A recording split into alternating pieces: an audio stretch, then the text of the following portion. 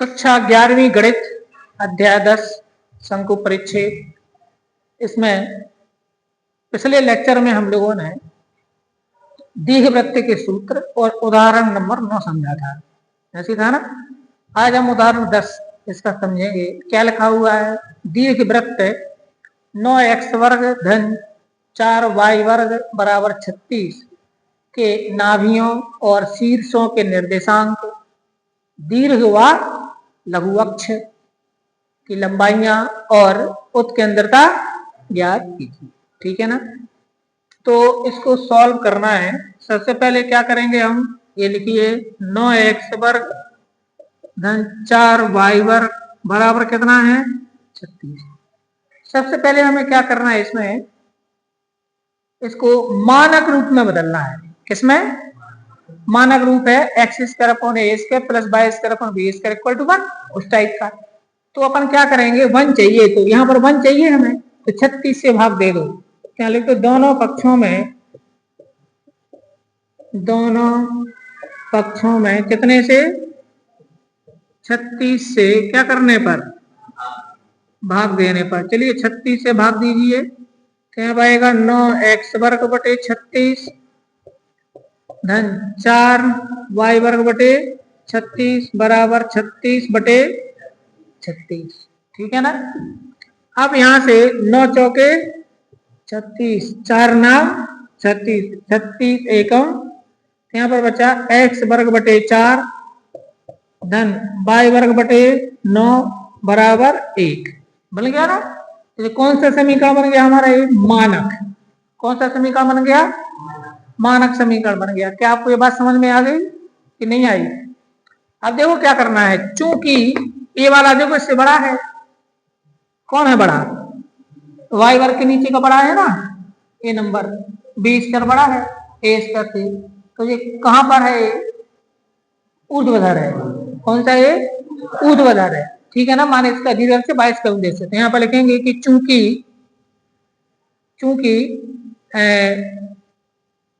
कि कहना चाहिए कि एक्स स्क्वायर बटे 4, या यूं मान लीजिए एक्स स्क्वायर बटे 4 वाला जो पद है वो छोटा है किससे? वाई स्क्वायर बटे 9 वाले पद से। ठीक है ना। माने इसका हालांकि ये भी लिखना उचित नहीं लगता है मुझे, ये लिख देते हैं कि क्योंकि 4 छोटा है 9 से, अतः ये कैसा है? अर्थात इसका मतलब क्या हुआ? अर्थात ए स्क्वायर छोटा है बी स्क्वायर से। इसका मतलब ये हुआ ना। वैसे तो लिख दो अतः इस दीर्घवृत्त का दीर्घ अक्ष, कौन सा अक्ष? दीर्घ अक्ष कहां पर है? वाई अक्ष के अनुदेश है। कैसा है? वाई अक्ष के अनुदेश है। इसका मतलब हुआ कि इसका सब कुछ कहां पर होगा? इसका सब कुछ कहां पर होगा? वाई अक्ष पर होगा। एक बात तो क्लियर हो गई। अब हमारे पास इसके बाद करने के 2 तरीके हैं। देखो कल मैंने आप लोगों को जो समीकरण लिखाए थे, अगर आप वैसा करें, माने सूत्र जो इस तरफ लिखे था पूरे सूत्र वही लगाना होगा, तो इसकी तुलना x square upon b square plus y square upon a square से कर दो। क्लियर होगी ना बात? तो वही सूत्र सारे के सारे लगा देना है जो तुम्हारे लिए बताए थे। ठीक है ना। अदरवाइज क्या करो, कल फिर मैंने आपको सवाल के बीच में बताया था कि वाई अक्ष वाला जब बड़ा होना तो क्या करना है ना। तो नाभियां शीर्ष, माने यहाँ पर मैंने 200 में सूत्र लिखा थे आपको, तो दूसरे वाले लगेंगे। फिर कौन से? तो यहाँ पर लिखेंगे इसकी तुलना किससे कर दो? बताओ। इसकी तुलना मानक समीकरण कौन? X square upon a square plus y square upon b square equal to 1 से करने पर इससे कर दो। लेकिन ध्यान रखना इसमें क्या करना है। नहीं, मेरी बात सुनिए, अगर आप इससे तुलना करोगे तो सूत्र उस तरफ वाले लगाना है, और अगर x square upon b square plus y square upon a square से करोगे तो अलग लगाना है। बात समझ में आ रही? यहां से आपके लिए जो बी का मान है वो क्या मिलेगा आपको? अपने पास 9 मिलेगा ना, तो जो दीर्घ अक्ष वो होगी 2 भी। तो अपने यहाँ पर लिखा ना कि इसका जो दीर्घ अक्ष वो कहां पर है? वाई अक्ष पर है, तो वो 2 भी है। कितना है? तो यहां से बी का मान नहीं मिलेगा आपको बड़ा। मिलेगा नहीं मिलेगा? तो आप सूत्र में कल ही तो बता रहा था, सूत्र तो यही याद रखो, यही याद रखो, समझ गया ना। और अगर आप ए वाला करते हो x square upon b square plus y square upon a square, तो फिर तुम्हें दीर्घ अक्ष में ये ध्यान रखना है कि बी की वैल्यू 2b लिखना है, लेकिन वो अपन इस तरफ लिखी थी 2a। समझ आ गया? ये सवाल पूरा हो जाना तो फिर आप समझ जाओगे, है ना। आप इतना याद करो, दीर्घ अक्ष कहाँ पर है?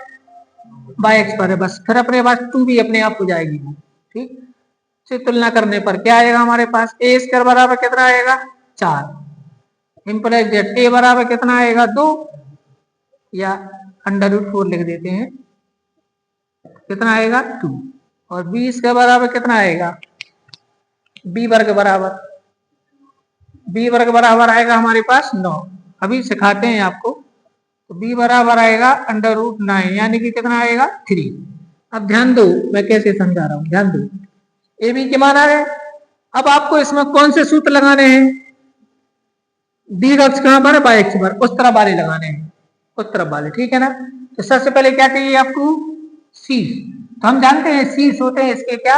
0b होते नहीं होते हैं। तो सबसे पहले क्या निकाल दो इसके? नाभियों और सी। तो पहले नाभियां, तो नाभि के निर्देशांक क्या होते हैं? 0c और 0 - होते नहीं होते? पहले सी निकालना पड़ेगा। तो सी निकालने के लिए सूत्र क्या लगेगा बताओ? सी निकालने के लिए सूत्र, तो उस तरफ मैंने एक सूत्र लिखा था आपको, b square equal to a square plus c square का यानी बी स्क्वायर बराबर। तो यहाँ पर लिखेंगे, क्योंकि मेरे पास सूत्र है बी स्क्वायर इक्वल टू क्या होता है? ए स्क्वायर प्लस सी स्क्वायर। ध्यान है ना आपको?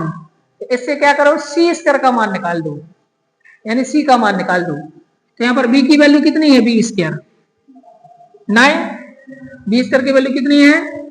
9, ए स्क्वायर की वैल्यू 4 प्लस सी स्क्वायर। तो यहाँ पर आएगा 9 - 4 इक्वल टू क्या आएगा? सी स्क्वायर। 9 में से 5 गया, 4 गया, 5, 5 क्या की वैल्यू आ गई?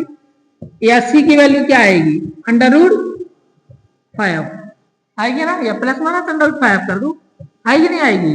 इसलिए नाभियां क्या हो जाएंगी? नाभियां, चलो नाभियां क्या हो जाएंगी बता रहे हैं। पहली नाभि है हमारी C0, सॉरी 0c, पहली नाभि आ गई 0 √5। और दूसरी क्या होती है? 0 - c, तो आ गई 0 - √5। एक बात क्लियर हुई सबको? क्लियर हो गई ना। तो मैं ये कौन से सूत्र लगाना है, ये तो कहां से क्लियर हो जाएगा? यहां से, कि बड़ा कौन है। क्लियर होगी ना बात? यहां से क्लियर हो जाएगा बात, समझ आएगी ना बात। चलो नाभियों के बाद क्या चाहिए? शीर्ष। तो शीर्ष इसके क्या होते हैं? एक होता है 0b, होता है ना। तो 0b, बी की वैल्यू कितनी है? 3, यहाँ पे 0 3। और दूसरा शीर्ष 0 - b, तो आ जाएगा 0 - b, शीर्ष हो गए। अब क्या चाहिए आपको? दीर्घ अक्ष। तो दीर्घ अक्ष की लंबाई क्या होगी? दीर्घ अक्ष होगी 2b। तो 2 × 3 इक्वल टू 6 इकाई। और लघु अक्ष क्या हो जाएगी? लघु अक्ष उनकी हो जाएगी 2a। तो 2 × 2 इक्वल टू कितना आएगा? 4 इकाई। होगी नहीं हो गई? अब क्या निकालना था? उत्केंद्रता। क्या निकालना है? तो उत्केंद्रता का सूत्र क्या होता है? उत्केंद्रता का सूत्र होता है E बराबर C/b, C/a नहीं, C/b। तो C की वैल्यू कितनी है हमारे पास? √5, और B की वैल्यू है 3, √5/3। लो आंसर आ गए, मिला लो आप सारे आंसर। आ रहे नहीं आ रहे हैं? अरे वही एग्जाम्पल में तो है। उदाहरण नंबर 11, उदाहरण नंबर 11 में लिखा है उस दीर्घवृत्त का समीकरण ज्ञात कीजिए जैसे कि नाभियों के निर्देशांक ±5 0 और शीर्षों के निर्देशांक ±13 0 हैं, ठीक है ना।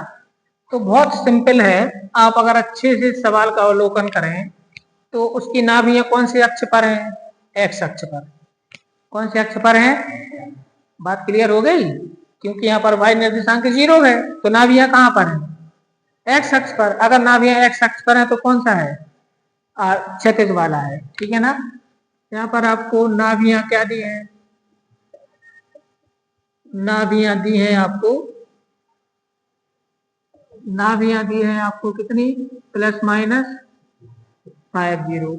और शीर्ष क्या दिए हैं?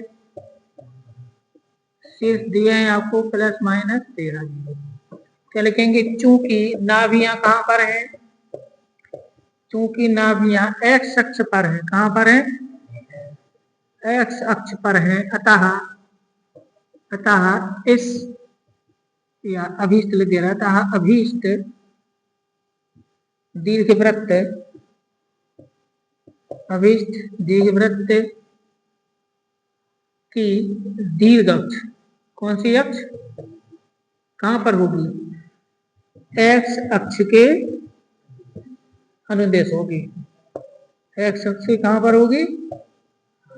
अनुदेश होगी। क्लियर होगी ना? एक बात क्लियर होगी ना? तो माना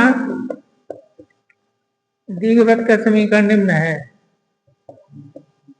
दीर्घवृत्त का समीकरण निम्नानुसार है। कैसा है? चलो दीर्घवृत्त का समीकरण मान लो, तो वो है हमारे पास x²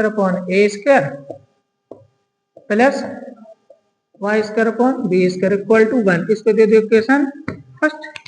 अब आप इसकी नाभि क्या होती है? ±c0, तो इससे तुलना कर दो। तो इसलिए अब हमारे पास नाभि की तुलना क्या हो जाएगी? नाभि हो जाएगी हमारे पास ±c0 बराबर ±50। हो गई तुलना? हो गई नहीं हो गई? इसलिए c का मान कितना आ जाएगा? c का मान आ जाएगा 5। यहाँ पर है ±c0, इसकी नाभि होती है ±c0 और उसने कितनी दी है? ±50। तो c का मान कितना मिल गया? अब बताओ शीर्ष, तो शीर्ष के निर्देशांक अगर हम तुलना करें, शीर्ष तो शीर्ष तो शीर्ष आपके पास है ±a0 और उसने क्या दिया है? ±13। तो इसलिए a का मान कितना आ गया? 13। तो अपन को a का मान मिल गया और c का मान मिल गया। अब हमें निकालना है b। क्या निकालना है? b का मान निकाल दो, फिर बस यहां तक देना। तो क्योंकि a² क्या होता है? b² प्लस c², इसके लिए है ना। तो यहाँ से a² बराबर आ जाएगा b² मतलब कितने का स्क्वायर? अच्छा, a मतलब 13, तो यहाँ पर कितने का स्क्वायर आएगा? 13 का square equal to b² plus c का मान कितना है? 5 का वर्ग। तो 13 का वर्ग 169 बराबर b का वर्ग धन 25। 25 यहाँ पर ले आओ तो 169 माइनस 25 बराबर क्या आएगा? 20 तो 144 बचेगा बराबर 20। तो 20 का मान कितना हो गया? 144। तो a का मान कितना आ गया? 13। अब यहाँ पर मान लिख दो। समीकरण एक में किस किस का? a² व b² के मान रखने पर तो आंसर आएगा x² तो इसका स्क्वायर करो। 13 का स्क्वायर कितना होगा? 169 प्लस y² b² 144 बराबर 1। ये हमारा आंसर आ गया। तो उस दीर्घवृत्त का समीकरण है x² / 169 प्लस y² / 144 बराबर 1। अब उदाहरण नंबर 12 और उदाहरण नंबर 13, इन दो को सीखते हैं। तो उदाहरण नंबर 12 में आपको लिखा है उस दीर्घवृत्त का समीकरण ज्ञात कीजिए जिसके दीर्घ अक्ष की लंबाई 20 है। तो दीर्घ अक्ष की लंबाई से हमें ये पता नहीं चलता है कि जो दीर्घवृत्त का तो दीर्घ अक्ष है वो एक्स अक्ष का अनुदेश है या वाई अक्ष का अनुदेश। लेकिन यहाँ पर लिखा है आगे नाभि यहाँ क्या है? 0 ± 5। तो इसका मतलब है नाभि यहाँ बाई अक्ष पे है, तो फिर इसकी दीर्घ अक्ष कहाँ पर कहलाए, बाई अक्ष पर कहलाए। ठीक है ना। तो अपन इसको सॉल्व करेंगे। सॉल्व तो अपन को दिया है क्या दिया है, दीर्घ अक्ष जो है, दीर्घ अक्ष है 20 और नाभियां क्या है, नाभियां है हमारे पास 0 ± 5। दीर्घ अक्ष की लंबाई 20 है और नाभियां हैं वो 0 ± 5। ठीक है ना। तो यहाँ लिखेंगे कि चूंकि नाभियां कहां पर हैं, चूंकि नाभियां बाई अक्ष पर है, कहां पर है, बाई अक्ष पर स्थित हैं, क्योंकि पहला निर्देशांक 0 है ना, स्थित हैं। अतः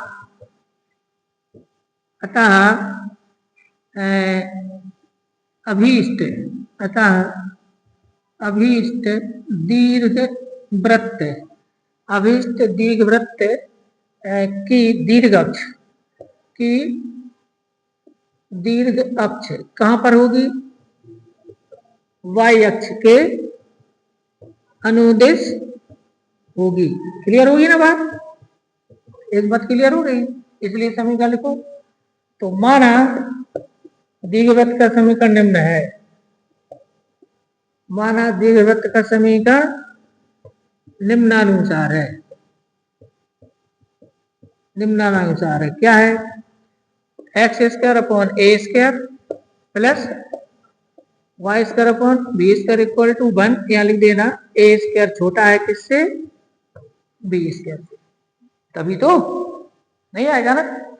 अब इसकी दीर्घ अक्ष क्या होगी, तो इसलिए दीर्घ अक्ष की लंबाई किसको दे दो, समीकरण 1, इसलिए दीर्घ अक्ष की लंबाई किसकी, दीर्घ अक्ष की लंबाई हो जाएगी हमारे पास 2b बराबर 20। उसने 20 दी है और इसकी दीर्घ अक्ष की लंबाई होती है 2b, तो 2b बराबर 20। तो b बराबर कितना आ जाएगा, 20/2। तो b का मान कितना आ गया, 10। एक बात तो क्लियर हो गई। तथा नाभियां क्या हो जाएंगी, इसकी नाभियां होती हैं 0 ± c बराबर 0 ± 5। इसलिए c बराबर कितना हो जाएगा, 5 नहीं आएगा।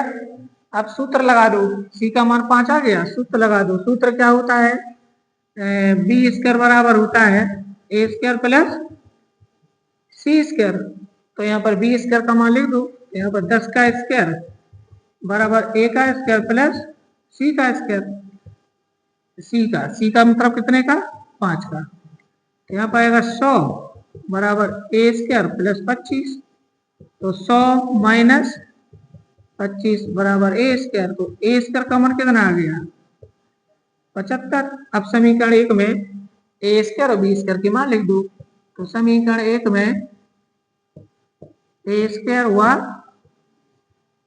b² के मान रखने पर तो आंसर आ गया हमारा x² बटे 75 धन y² बटे इसका स्क्वायर करो, इसका 100 बराबर 1। लो जी हमारा आंसर आ गया।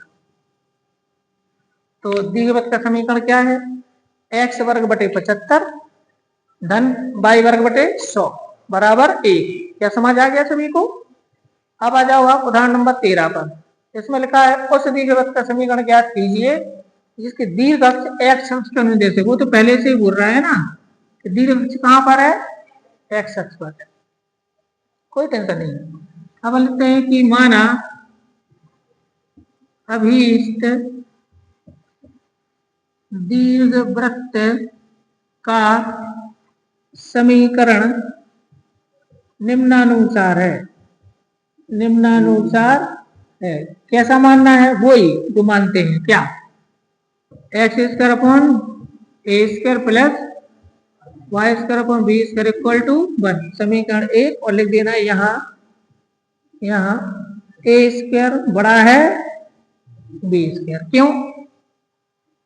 क्यों लिखा मैंने a² बड़ा है b², क्योंकि कौन से अक्ष पर है, इसकी दीर्घ अक्ष पर है ना, तो ये बड़ा होना चाहिए ना इससे। ठीक है ना, तो इस शर्त अपन को यहाँ पर लिख करके चल लेंगे। ठीक है, अब ये जो दीर्घवृत्त है इस पर ये दो बिंदु स्थित हैं, 4 3 और 1 4, तो उसको संतुष्ट करेंगे। तो यहाँ पर लिखेंगे प्रश्नानुसार,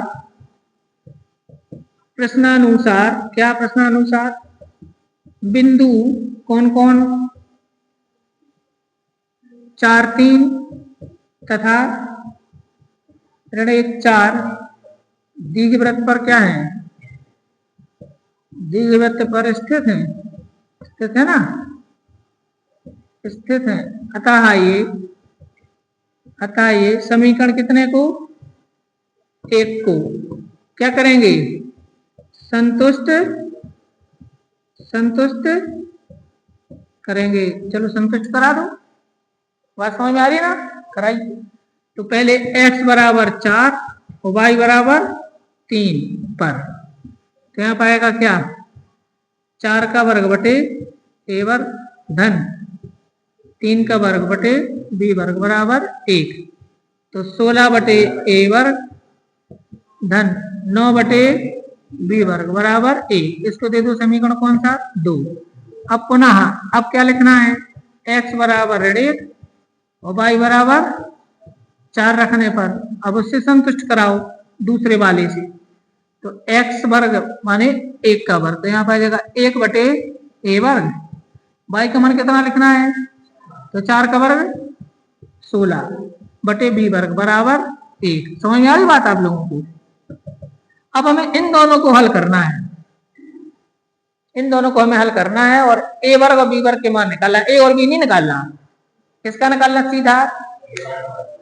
तो अपन एक काम करते हैं, 1 बटे a वर्ग को मान लो x, 1 बटे b वर्ग को मान लो y, या u भी कुछ भी मान लो, जो तुम्हें मानना हो।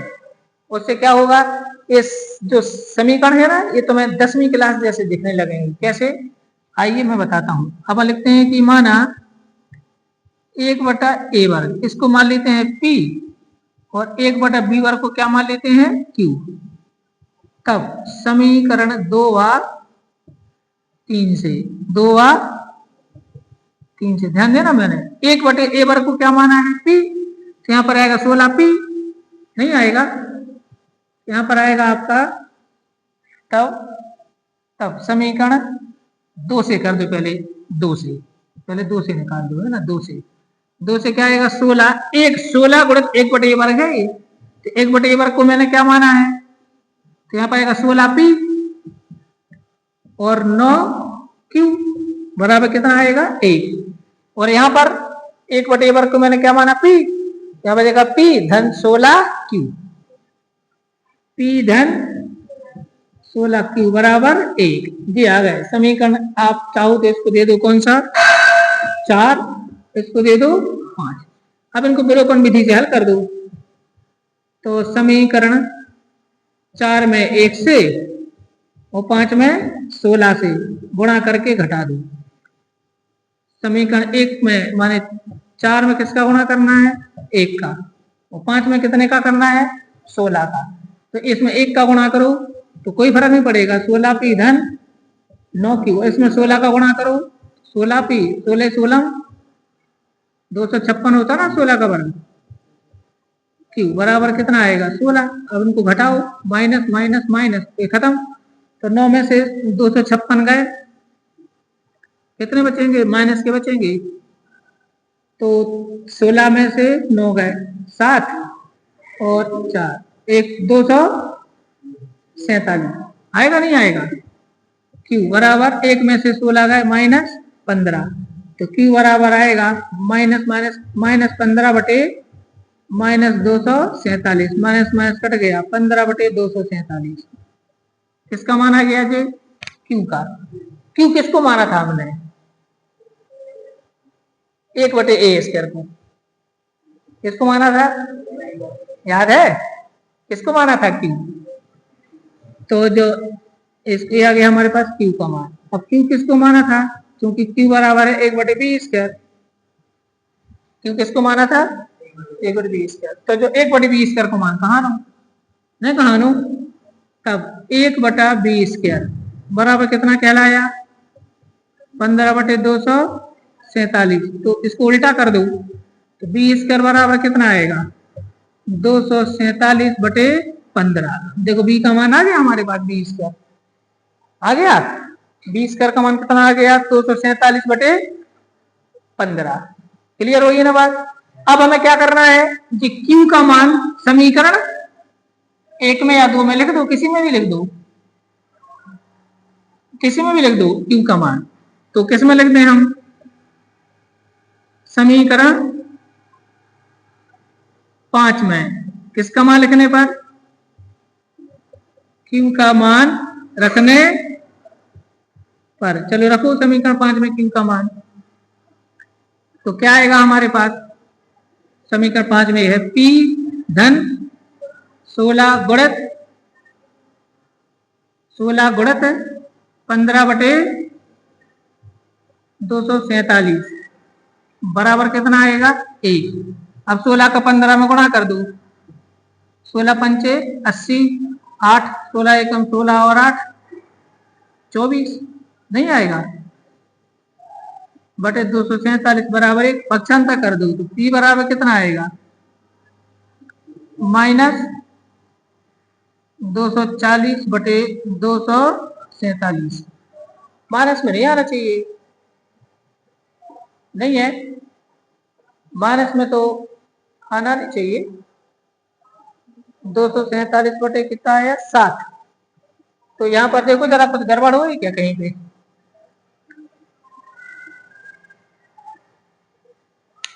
इसमें जो ये मान आ रहा है ना, ये अब देखें जितना आ गया इसका पक्षांतर करो। यहाँ पर 1 है तो 1 माइनस क्या आएगा? 240/247। नहीं समझे बात को भाई? मैं सोच रहा था 0 है, 1 है वहां पर। तो लघुत्तम कितना आएगा? लघुत्तम कितना आएगा यहाँ पर? 247। एक स्टेप और आ जाएगा बस। 247 को लघुत्तम ले लो तो 247 एकम 247 माइनस 240। तो 247 में से 240 घटाओ, कितना बचेगा? 7। 7/247 आएगा नहीं आएगा? अब P मान किसको माना था अपन ने? P माना था 1/a² को। देखो ये है था। तो यहाँ पर जो P का मान है वो काय का मान है? 1/a² का मान है वो, है ना? जो P है वो क्या है? 1/a² है। अब इसको व्युत्क्रम कर दो तो a² बराबर कितना आ जाएगा? 247/7। ये काय का मान आ गया हमारा? a² का। ठीक है, आ रहा है a² का मान आ गया 247/7। अब ये a² का मान है और ये काय का मान है? अब ये रख दो समीकरण 1 में। तो समीकरण 1 में मान रखने पर तो आंसर क्या आएगा हमारा? x² बटे 247/7 y² बटे 247/15 बराबर 1। अब ये 7 पहुंचेगा ऊपर तो बचेगा 7x² बटे 247 धन 15 22 बटे 247 बराबर 1। अब 247 से गुणा कर दो। कितने से गुणा कर दो? 247 से गुणा कर दो आप।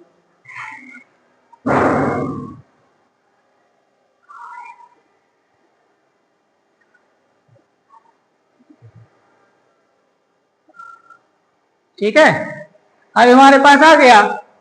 अब इसमें 247 से गुणा कर दो तो आपका आंसर यहां लिख दे सीधा, है ना? लेक्चर में आ जाएगा, अब नहीं आएगा।